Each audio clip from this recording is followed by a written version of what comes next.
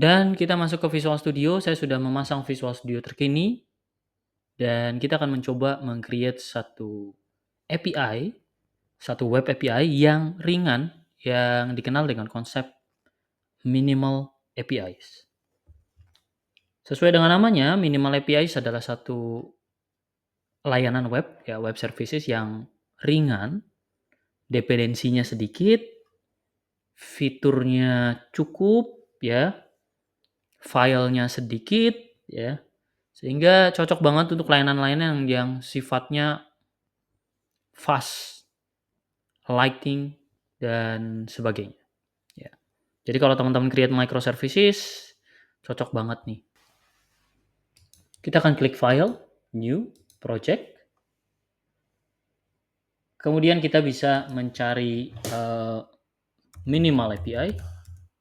Teman-teman bisa melihat di sini ada minimal ASP.NET Core Web API dan ASP.NET Core Native AOT. Ya, kita akan pilih ASP.NET Core Web API. Di sini kita akan klik Next. Ya, kita akan membuat My Web Service. Ya, kemudian kita akan klik Next. Kita akan pilih .NET 9 di sini, Standard Term Support. Authentication-nya kita akan pilih No, ya. Kita akan fokus ke Open API Support, menggunakan controller atau tidak, ya. Oke. Di sini kalau kita matikan, ya, maka kita akan menggunakan pendekatan minimal API. Jadi API minimal API ini tidak menggunakan controller, ya. Oke. Nah, itu teman-teman bisa lihat. Kita akan enable Open API sehingga bisa di-generate dengan Swagger dan seterusnya. Kita akan create dulu. Ya. Kita tunggu beberapa saat teman-teman ya. Di sini kita sudah dibuatkan template yang basisnya mini API ya atau minimal API, dan di sini teman-teman bisa melihat ya kodenya. Di sini kita meng-create sebuah builder, meng-create Open API ya. Dan kita meng-create beberapa redirection ya. Di sini kita menggunakan map get weather forecast, artinya mengambil work forecast dari sebuah cuaca ya. Kemudian kita menjalankannya ya. Jadi kalau teman-teman perhatikan, minimal API itu hanya membutuhkan program.cs saja ya untuk melakukan modifikasi. Ya. Jadi sangat cocok banget untuk microservices nih. Kalau kita lihat tab setting JSON-nya ya, tidak ada informasi apapun. Jadi yang kita fokuskan di sini adalah program.cs. Untuk memudahkan, kita coba ganti kode yang ada di sini ya. Saya akan melakukan penghapusan kode di sini, kemudian saya akan membuat kode baru di sini. Teman-teman bisa lihat saya membuat kode baru. Kode barunya di sini menggunakan Entity Framework Core.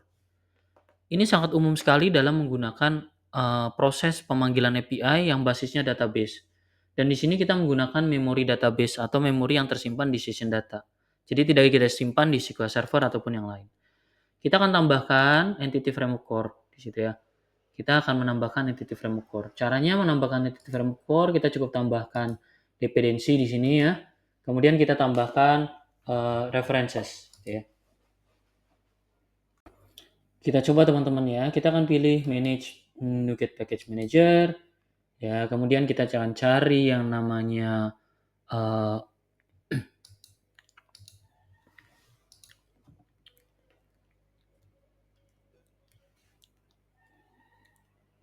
EF ya, Entity Framework. Kita akan cari Entity Framework Core. Ini dia. Saya akan install di sana. Kita tunggu beberapa saat. Ya, proses instalasinya terjadi. Kita accept. Oke. Ya, sudah terpasang. Kita akan balik lagi ke program. Kemudian kita akan panggil .entity framework core sudah mulai dikenal ya. Kita akan melakukan yang sama untuk penginstalan in-core memory ya. Kemudian kita akan melakukan juga untuk ASP.NET Core Diagnostic ya, oke. ASP.NET Core ya Diagnostic.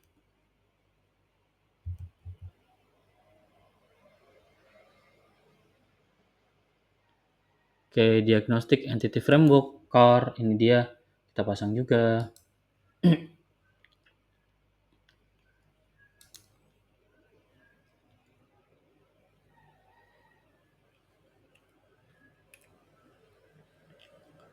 Oke, kita lihat di sini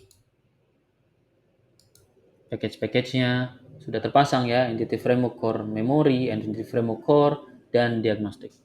Sebagian besar sudah dikenali, hanya beberapa kode saja seperti todo.db. Kita akan buat sebuah kelas di sini. Ya, kita akan buat kelas di sini. Kita akan buat sebuah kelas add class. Kita beri nama kelas kita todo.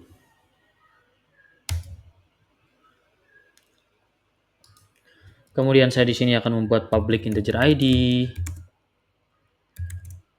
Oke.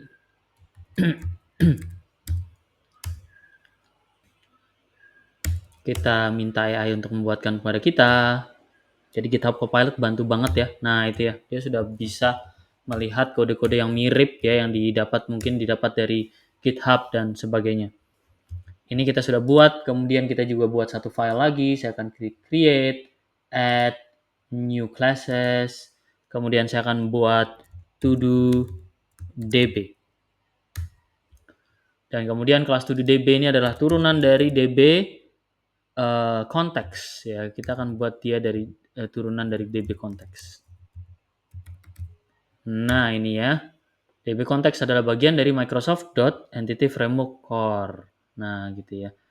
Saya bisa melakukan tab, teman-teman bisa melihat di sana ya, sebuah kode constructor yang isinya todo DB mengambil base option dari DB Context, kemudian dia memanggil sebuah objek yang namanya dbset dengan masukan generic todo.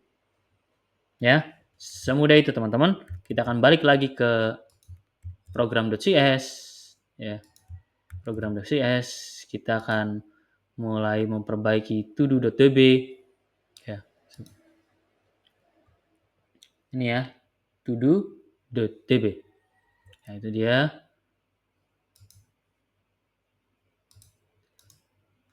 Kita bisa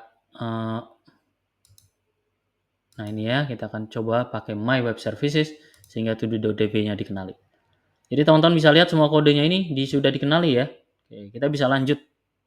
Terakhir saya ingin menjelaskan fungsi dari kodenya. Kalau teman-teman lihat, ini kode sederhana banget ya. Pertama, kita mengaktifkan API dengan membuat builder.build. Kemudian, di dua baris ini kita menggunakan database yang kita gunakan. Dalam hal ini, penggunaan database yang kita gunakan adalah memory database. Kemudian, kita menyusun alamat-alamat yang akan kita pakai untuk services. Ada to-do item complete, dan seterusnya. Layanan-layanan tersebut kita lihat sesuai dengan perilakunya. Ada get, ada post, ada put, ada delete. Jadi kalau teman-teman bisa lihat di sini, pengalamatannya itu didasarkan pada operasi yang akan dilakukan. Setelah itu, di-run. Jadi semudah itu langkahnya. Pertama buat kelasnya, yang kedua buat kelas untuk DB, dan yang ketiga buat aplikasi program.cs ini. Jadi sama sekali gak ada controller kan. Sekarang kita coba build untuk meyakinkan project kita sudah berjalan dengan baik. Ya, kita lihat build started. Oke. Ya, kita tunggu beberapa saat. Kalau program kita sudah berbaik, ya maka kita sudah bisa menggunakannya. Di sini ada error nih, ada error teman-teman. Ada errornya di mana ya? Coba teman-teman lihat. Oh, di sini ternyata. Ya, AI-nya ya tidak membangkitkan kode dan memberikan tumpukan berkas di sini. Kita save ya. Oke, harusnya sekarang sudah tidak bermasalah. Ya, jadi moral of story-nya jangan percaya AI, kalian harus mengecek juga. Balik lagi. Oke, harusnya sudah tidak ada error dan kita akan lanjut ke sesi selanjutnya yaitu proses pengujian dan deployment ke Azure. Simak di video selanjutnya.